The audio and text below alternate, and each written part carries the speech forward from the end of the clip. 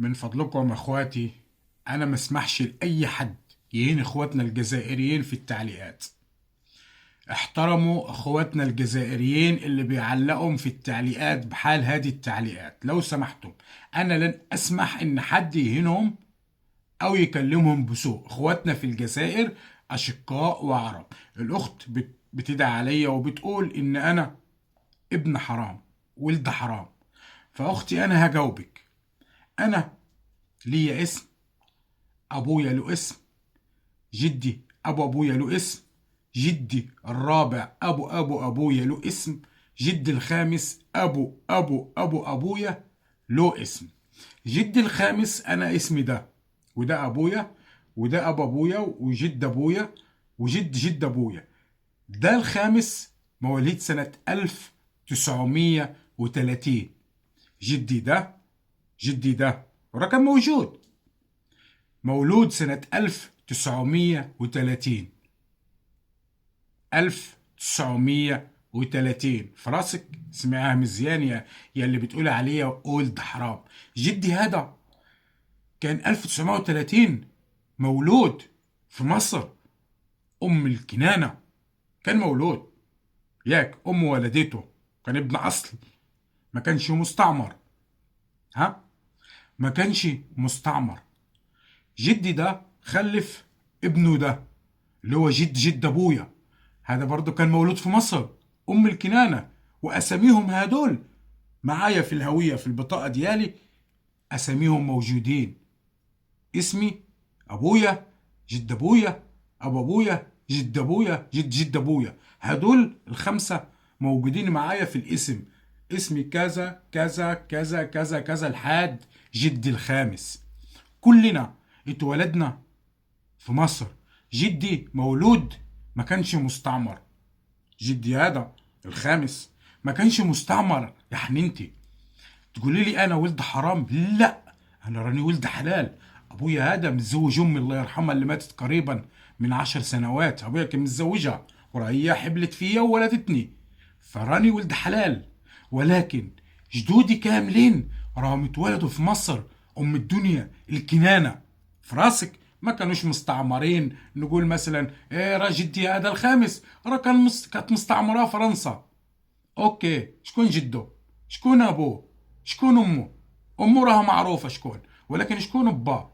وش هو مصري ولا باه من اللي كانوا المستعمرين اللي كانوا مستعمرين مصر؟ كده نفكر. يبقى كده نقول انا ولد حرام. نقول مثلا جد ابويا الرابع هذا كانت امه مصريه وابوه مصري، يعني ما كانش مستعمر. ما لو كان مستعمر كنا قلنا جد ابويا ولد حرام. ولكن هذا الرابع كانت امه مصريه وابوه مصري. نيجي لجد ابويا، ابو ابويا، بلاش جد ابويا، ابو ابويا اتولد في مصر، امه مصريه وابوه مصري. حتى هو ما كانش مستعمر. هدول الثلاثه ما كانوش مستعمرين، باقي انا وابويا ياك. هدول الثلاثه ما كانوش مستعمرين باش نقول شكون امه وشكون اباه. اتولد ابويا من هذا، من الراجل هذا جاء ابويا من امه. فاهمه؟ امه وابوه مصريين مش مستعمر، بابايا مش مستعمر. جا ابويا الله يرحمه جابني من امي اللي كنا عايشين مع بعض في دار واحده. فرانا احنا كاملين مش مستعمرين باش نقول ولاد حرام. لا، احنا رانا نطفه بنت حلال.